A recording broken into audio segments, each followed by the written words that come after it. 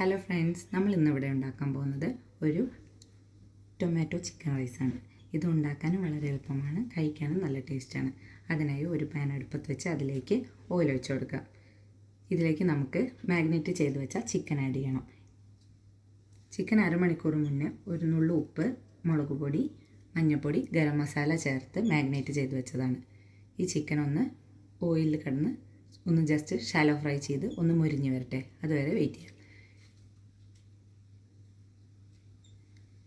ഇപ്പോൾ നമ്മുടെ ചിക്കൻ ഏറെക്കുറെ മുരിഞ്ഞ് വരാൻ തുടങ്ങിയിട്ടുണ്ട്. ഒന്നുകൂടി മുരിഞ്ഞതിന് ശേഷം നമുക്കിതൊരു വേറൊരു പാത്രത്തിലേക്ക് കോരി മാറ്റാം. അപ്പോൾ നമ്മുടെ ചിക്കനൊക്കെ ഇതാ മുരിഞ്ഞ് വന്നിട്ടുണ്ട്. ഇത് നമുക്കൊരു പാത്രത്തിലേക്ക് കോരി മാറ്റാം.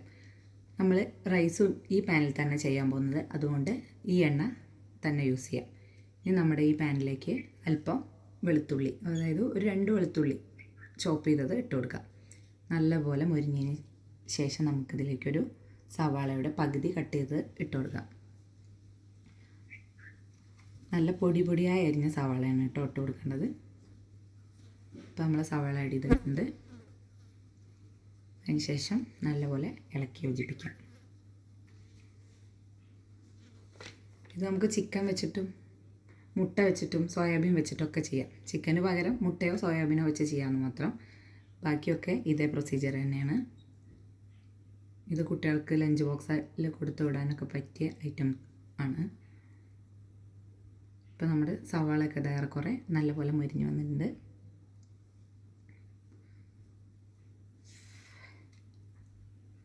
ഇപ്പോൾ നമ്മുടെ സവാള മുരിഞ്ഞ് വന്നിട്ടുണ്ട്. ഇതിലേക്ക് നമ്മൾ പകുതി തക്കാളി, അതായത് ഒരു തക്കാളിയുടെ പകുതി മാത്രമേ ആഡ് ചെയ്യുന്നുള്ളൂ. കാരണം നമ്മളിനി ഇതിലേക്ക് ഒരു തക്കാളി അരച്ചത് കൂടി ചേർക്കുന്നുണ്ട്. അതുകൊണ്ട് വല്ലാതെ തക്കാളി ആഡ് ചെയ്ത് കഴിഞ്ഞാൽ നമുക്ക് വല്ലാത്തൊരു പുളി ടേസ്റ്റ് വരും. അത് ഒഴിവാക്കാൻ വേണ്ടിയിട്ടാണ് ഒരു അരമുറി തക്കാളി കട്ട് ചെയ്തിട്ടും ഒരു തക്കാളി അരച്ചും ചേർക്കണം. ഇതിലേക്ക് നമുക്ക് കുറച്ച് ഉപ്പിട്ട് കൊടുക്കാം. ഇനി ഇതിലേക്ക് നമുക്ക് ഒരു നുള്ള് മുളക് പൊടി, ഒരു നുള്ള് ഗരം മസാല ചേർത്ത് നല്ലപോലെ മിക്സ് ചെയ്ത് കൊടുക്കാം. മസാലകളൊക്കെ നല്ലപോലെ മുരിഞ്ഞ് വരട്ടെ. ഇനി ഇതിലേക്ക് നമുക്ക് ഒരു തക്കാളി അരച്ചതുകൂടി ആഡ് ചെയ്യാം. ഇനി തക്കാളി ഒന്ന് നല്ലപോലെ വേവാൻ വേണ്ടിയിട്ട് നമുക്ക് കുറച്ച് വെള്ളം ആ മിക്സിയുടെ ജാറിലെടുത്തിട്ട് ഇതിലേക്ക് ഒഴിച്ചു കൊടുക്കാം. അപ്പോൾ നമ്മുടെ തക്കാളിയുടെ എണ്ണയൊക്കെ തെളിഞ്ഞ് വരും. വെള്ളം ഒഴിച്ചു കൊടുത്തിട്ട് നമുക്ക് നല്ലപോലെ മിക്സ് ചെയ്യാം. അപ്പോൾ എണ്ണയൊക്കെ തെളിഞ്ഞ് വന്നിട്ടുണ്ട്.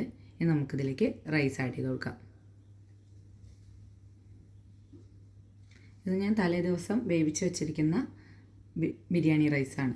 നമ്മുടെ സാധാ ബിരിയാണി റൈസാണ്, ബസ്മതി റൈസ് അല്ല. തലേ ദിവസമൊക്കെ വേവിച്ച് നമ്മൾ ഫ്രിഡ്ജിൽ വെച്ച് കഴിഞ്ഞാൽ പിറ്റേ ദിവസം രാവിലെ കുട്ടികൾക്ക് ഉണ്ടാക്കി കൊടുക്കാനൊക്കെ വളരെ എളുപ്പമാണ്. ഇനി നമുക്കിതിലേക്ക് നേരത്തെ വേവിച്ച്, അതായത് ഫ്രൈ ചെയ്ത് വെച്ച ചിക്കൻ ആഡ് ചെയ്ത് കൊടുക്കാം. നല്ലപോലെ ഇളക്കി യോജിപ്പിക്കാം.